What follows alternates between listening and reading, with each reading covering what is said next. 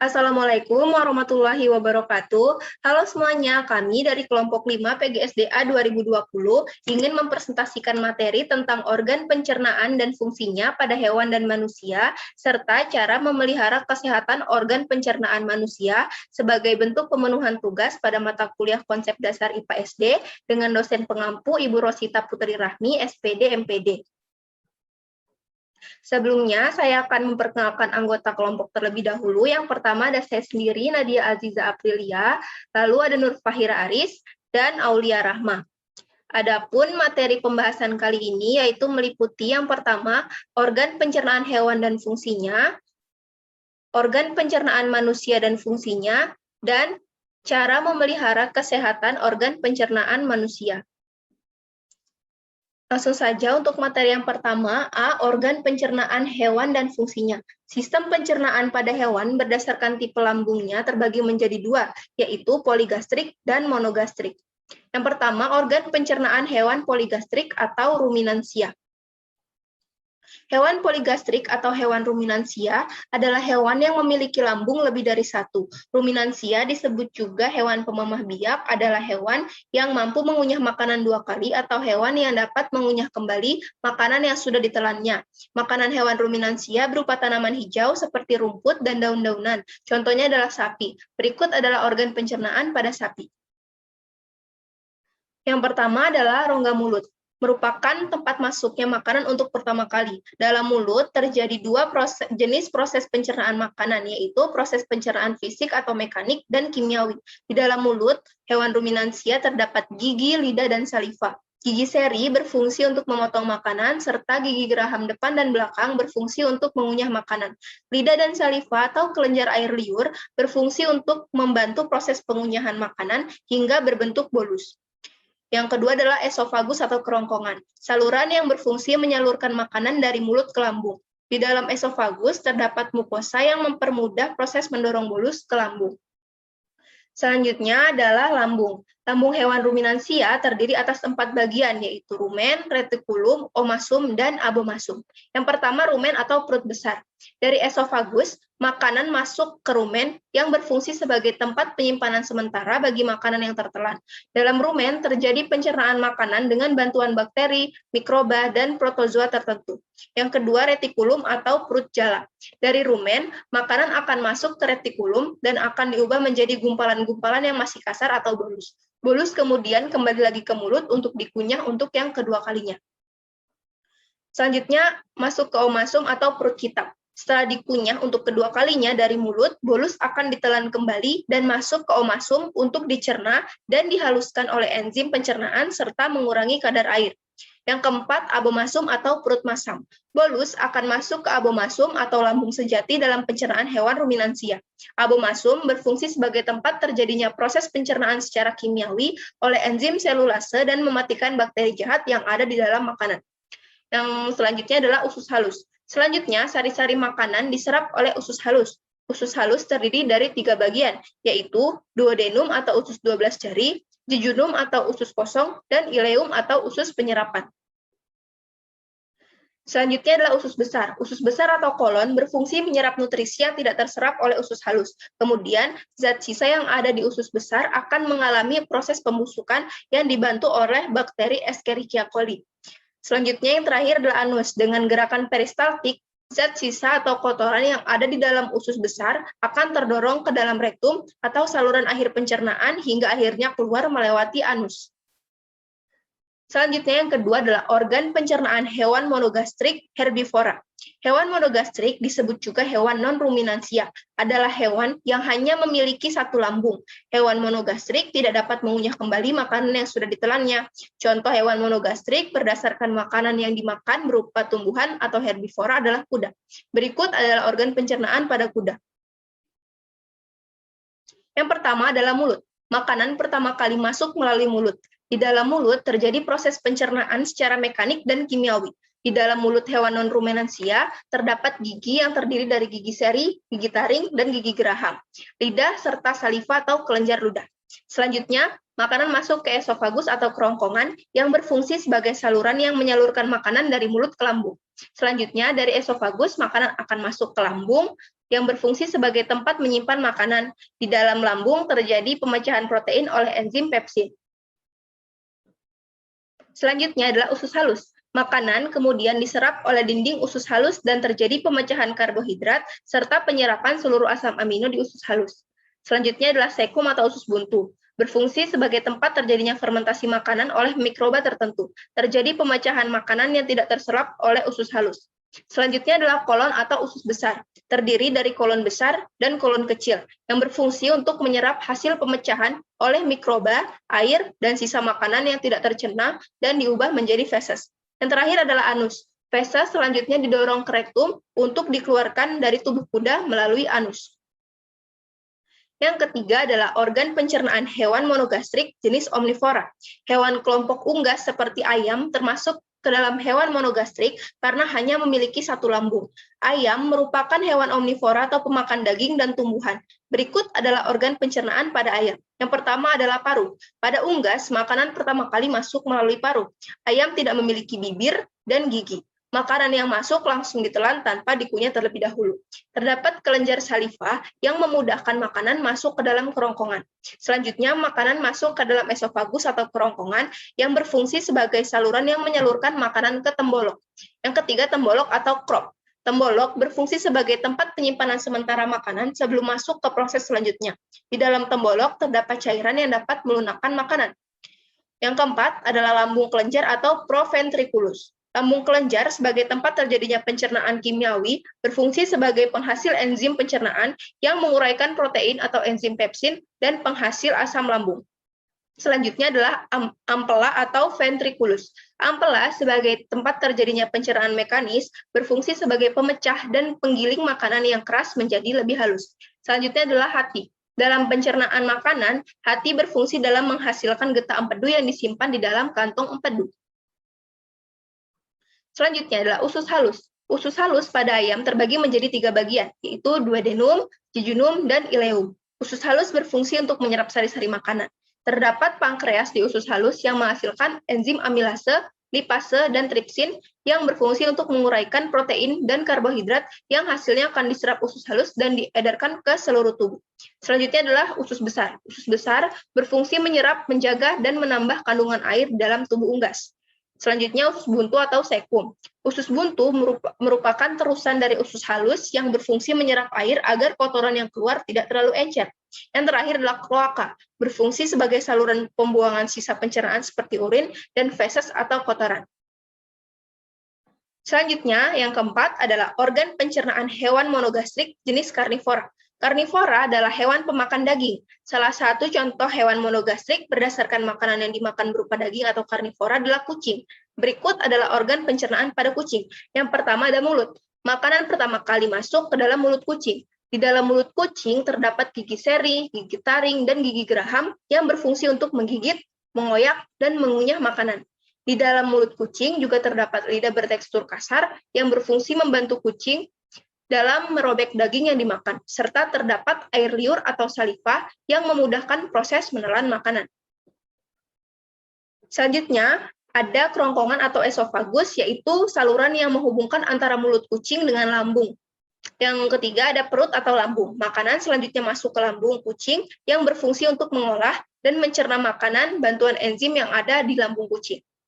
Selanjutnya ada usus halus. Usus halus berfungsi untuk menyerap nutrisi dan air yang ada pada makanan. Selanjutnya usus besar. Usus besar berfungsi sebagai tempat penyerapan air yang tidak terserap di usus halus dan menjaga suhu tubuh. Yang terakhir adalah rektum dan anus. Rektum dan anus merupakan organ akhir dari sistem pencernaan yang berfungsi sebagai tempat terbentuknya dan terkumpulnya kotoran atau feses dan tempat keluarnya kotoran dari tubuh kucing. Materi selanjutnya akan disampaikan oleh Aulia Rahma. Kepada Aulia Rahma, saya persilakan. Organ pencernaan manusia dan fungsinya. Pengertian sistem dan proses pencernaan. Sistem pencernaan adalah bagian dari tubuh manusia yang bertugas mencerna makanan yang masuk ke dalam tubuh manusia. Proses pencernaan adalah proses pemecahan makanan menjadi molekul yang lebih sederhana dengan bantuan enzim dan dikeluarkan melalui saluran pencernaan. Proses pencernaan terbagi menjadi dua, yaitu proses pencernaan secara mekanis. Proses pencernaan secara mekanis dilakukan dengan gerakan seperti mengunyah, menelan, memompa, menghancurkan, dan meremas makanan. Selanjutnya ada proses pencernaan secara kimiawi. Proses pencernaan kimiawi adalah pencernaan yang terjadi di dalam tubuh manusia yang melibatkan enzim dalam penerapannya. Selanjutnya adalah organ pencernaan manusia. Yang pertama ada mulut. Di dalam mulut terjadi proses pencernaan secara mekanis dan kimiawi. Mulut dikelilingi oleh pipi kiri, pipi kanan, dan langit-langit mulut. Di dalam mulut terdapat bagian-bagian di antaranya ada lidah yang berfungsi untuk memindahkan makanan, mendorong makanan ke kerongkongan, membantu mengunyah makanan, dan mengenal bentuk makanan. Selanjutnya ada gigi. Gigi berfungsi untuk merobek dan mengunyah makanan agar menjadi partikel yang lebih kecil dan mudah untuk ditelan. Gigi manusia dibagi menjadi 3, yaitu gigi seri, gigi taring, dan gigi geraham.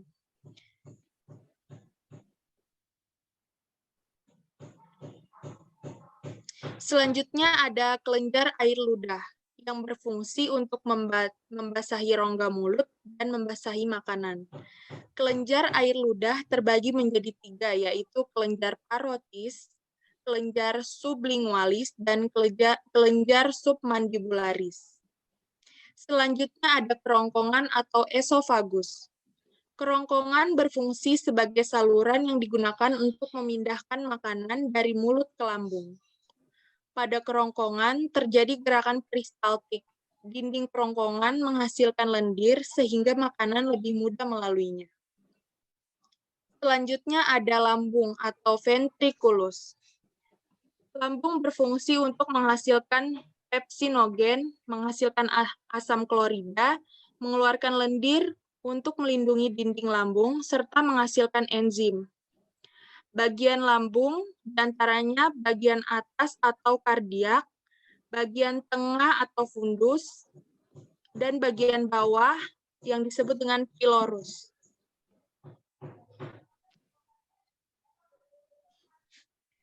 Selanjutnya ada usus halus atau intestinum, merupakan tempat penyerapan sari makanan. Usus halus terdiri atas usus 12 jari yang bermuara pada saluran pankreas dan empedu, usus kosong, serta usus penyerap. Usus besar atau intestinum crasum berfungsi untuk mengabsorpsi air dan mineral. Tempat pembentukan vitamin K dengan bantuan bakteri Escherichia coli, serta melakukan gerakan peristaltik untuk mendorong tinja menuju anus. Pada pangkal usus besar terdapat usus buntu atau sekum dan umbai cacing atau appendix. Sedangkan bagian akhir usus besar adalah poros usus atau rektum yang bermuara di dubur atau anus. Selanjutnya ada anus.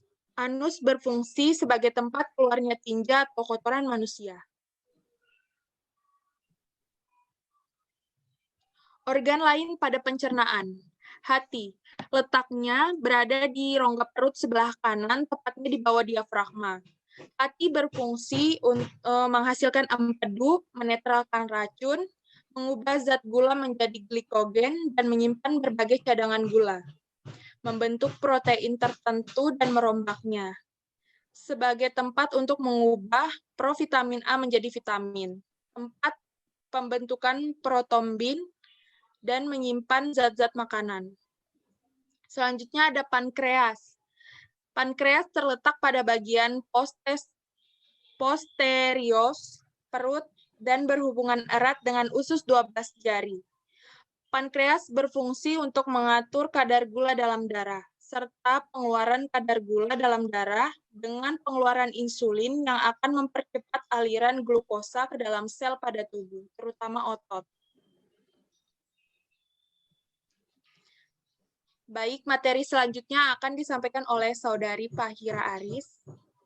Kepada Saudari Nur Fahira Aris, saya persilakan. Selanjutnya, bagian yang ketiga, yaitu cara memelihara kesehatan organ pencernaan manusia. Organ pencernaan manusia selalu bekerja setiap saat.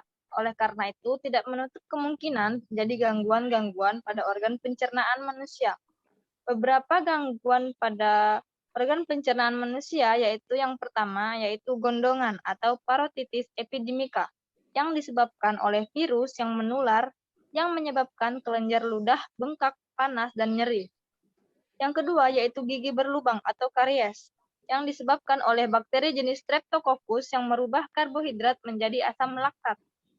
Yang ketiga yaitu radang usus buntu atau appendicitis yang dikarenakan oleh infeksi bakteri. Biasanya disebabkan oleh penyumbatan usus buntu oleh tinja atau zat-zat asing seperti biji yang masuk ke dalam usus. Yang keempat yaitu sembelit atau konstipasi, disebabkan oleh berkurangnya pergerakan peristaltik pada usus besar. Yang kelima yaitu diare, yaitu bertambahnya kandungan air dalam tinja sehingga tekstur tinja menjadi lebih cair. Yang selanjutnya yaitu ulitis, yaitu gangguan yang terjadi karena adanya pendarahan pada gusi. Yang selanjutnya adalah MAH. Penyakit ini mengganggu lambung yang menyebabkan perut terasa perih dan mual. Yang terakhir yaitu tifus atau peradangan usus. Penyakit ini dapat menular dan diakibatkan oleh kebersihan makanan dan minuman yang kurang terjaga. Maka dari itu, untuk menghindari gangguan-gangguan yang telah disebutkan, perlu dilakukan beberapa tindakan untuk memelihara kesehatan organ pencernaan. Beberapa tindakan tersebut ialah yang pertama yaitu makan makanan yang bergizi seimbang, seperti memakan sayur-sayuran, buah-buahan, serta gizi-gizi yang lain yang dibutuhkan oleh tubuh. Yang kedua yaitu menjaga kebersihan dari makanan maupun alat makan yang digunakan, seperti menjaga kebersihan sendok, piring, dan juga memperhatikan higienisnya makanan. Yang selanjutnya yaitu makan secara teratur. Dengan begitu, pencernaan juga akan mengelola makanan dengan baik. Yang selanjutnya yaitu minum air putih dengan kadar yang cukup. Air dibutuhkan oleh tubuh untuk membantu proses pencernaan. Yang terakhir yaitu menjaga kebersihan mulut yang digunakan untuk makan, misalnya sikat gigi dengan teratur. Baik, dari semua materi yang telah disampaikan, dapat saya simpulkan